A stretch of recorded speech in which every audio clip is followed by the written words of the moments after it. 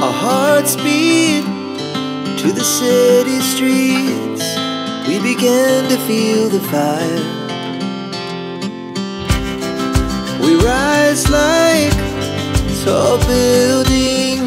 নমস্কার, আমি রিয়া। আমার চ্যানেলে তোমাদের সকলকে অনেক অনেক স্বাগত। আশা করি তোমরা সকলে খুব ভালো আছো আর আমিও খুব ভালো আছি। তো আজকে তোমাদের সঙ্গে আমার এক মামার ছেলের জন্মদিনের ব্লগ শেয়ার করব, যেটা কিনা অনেকদিন আগে শেয়ার করার কথা ছিল, কিন্তু কিছু না কিছু বাধা পড়েই যাচ্ছিল এডিট করার সময়। তাই অ্যাট লাস্ট আমি এই ভিডিওটা তোমাদের সঙ্গে শেয়ার করতে চলেছি। তো চলো, এই দিন হচ্ছে আমি আর মা চলে গেছিলাম সকাল সকাল মামার বাড়িতে। আর যেহেতু মামার বাড়িটা আমাদের বাড়ির পাশেই, তাই আমরা যাতায়াত করব, মানে যাবো আসবো এরকম আর কি। আর সব মাসিরা তো অলরেডি সেখানে চলে এসছে, মামারা চলে এসছে। আর এই যে মামাকে দেখছো, এই মামার ছেলেরই আজকে জন্মদিন। আর প্যান্ডেলটা কিন্তু ভীষণ সুন্দর সাজিয়েছে, আমার ভীষণ ভালো লেগেছে। মামা এদিকে বেলুন ফোলাতে ব্যস্ত, তাই আমি গিয়েই মামাকে বলছিলাম, দেখি তুমি কত সেকেন্ডে এই বেলুনটা ফোলাতে পারো, সেটা নিয়েই আর কি মামা আর আমি হাসাহাসি করছিলাম। তো সকলে কিন্তু দুপুরের খাওয়া দাওয়াও স্টার্ট করে দিয়েছে অলরেডি। আমাদের স্পেশাল মামা এসেছে আজকে এতদিন পর, দিয়ে উনি ব্যস্ত কাজে। দিদি বাবু বলেছে 2-4 পিস খাবো, তা খাবো। আচ্ছা ঠিক আছে। বিশেষ মন্ডল সবকিছুই খায়, মিথ্যে মিথ্যে কথা বলে। তাহলে 3 পিস মাছ হয়েছে। ধরা পড়ে গেল, ধরা পড়ে গেল। Emotional damage. মা ভাত নিয়ে আসো। আর এই যে আমাদের স্পেশাল গেস্ট, কে এটা? বৌদি। অনুষ্ঠান আসলে পরে সবার সঙ্গে সবার দেখা। কি দেখাচ্ছ দাদু? আমি খাচ্ছি এই মাছের পেটা দিয়ে বেগুন, কাতলা মাছের কালিয়া। কার হ্যাপি বার্থডে? উঠে দাঁড়িয়ে দেখাও, উঠে দাঁড়াও, নাহলে দেখা যাবে না। উঠে দাঁড়াও। Happy birthday to you. ওই যে ভাইরাল হচ্ছে না এখন, তোমরা কিন্তু ভেবো না এটা প্র্যাঙ্ক, এটা কিন্তু একদম সিরিয়াস রিলেশন। ভাত, স্যালাড, শাক ভাজা, বেগুন ভাজা, ঢেঁড়স ভাজা, আলু ভাজা, কলা ভাজা, মটর ভাজা, তারপরে ডাল, তারপরে মাছের মাথা, মাছ, পাটা মাংস, চাটনি, পাঁপড়, দই মিষ্টি, পায়েস আর ফল, আর এখানে কিছু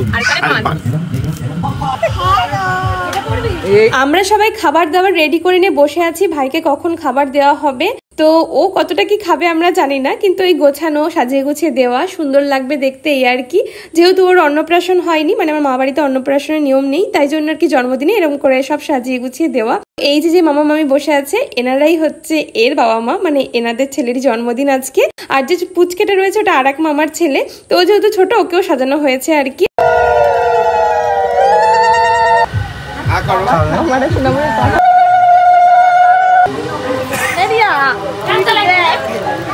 আমি দেখো না, আর দর্শক দেখার জন্য বলা হচ্ছে।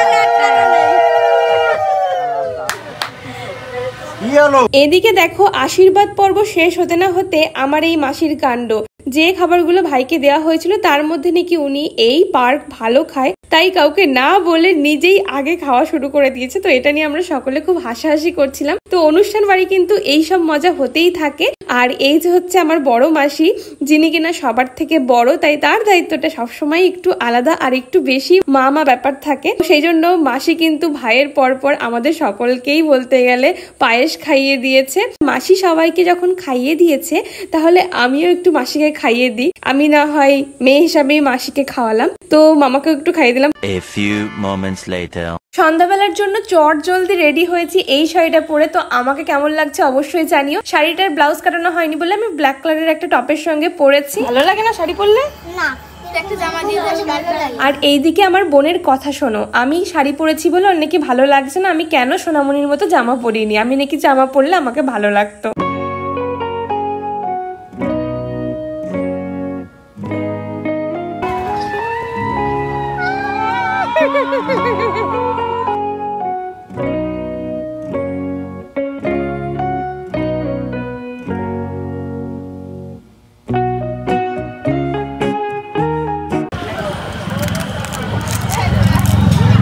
আমরা এসে নিয়েই কিন্তু ফুচকা খাওয়া শুরু করে দিয়েছি। আর আমি কিন্তু এই একটা ফুচকাই খেয়েছি। আমি সত্যি কথা বলতে যে কোনো অনুষ্ঠান বাড়ি গিয়ে একটার বেশি ফুচকা খাই না, জানি না কেন। আর এদিকে গোবিন্দ মামা তো সেই সকাল থেকে এতটাই ব্যস্ত, ওনাকে দেখাই যাচ্ছে না।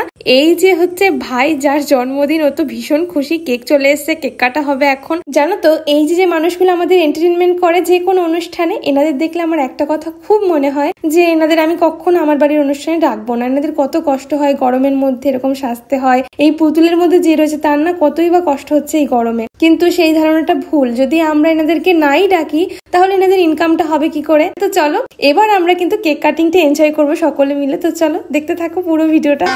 কেটে দিলাম।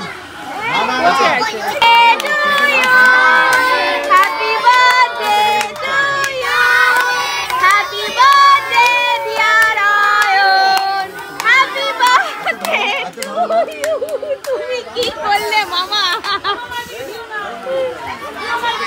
কেন কি হবে দিলে? হাত দিও না, হাত দিও না। বলতে কোন স্কুল কই বাত এই দুর্গা ঠাকুর ছেড়ে দেবে তো। আরে রিয়া চলে আসো, চলে আসো। হ্যাঁ তাই তো, লাইট জ্বলে তো। হ্যাঁ দুটো লাইট জ্বলে।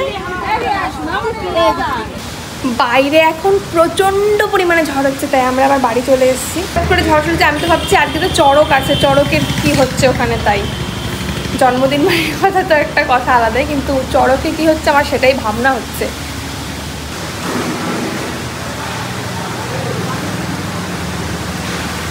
তো ঝড় থেমে যাওয়ায় আমরা আবারও চলে এসেছি এবং শেষ বৈঠকে আমরা সকলে মিলে খেতে বসেছি।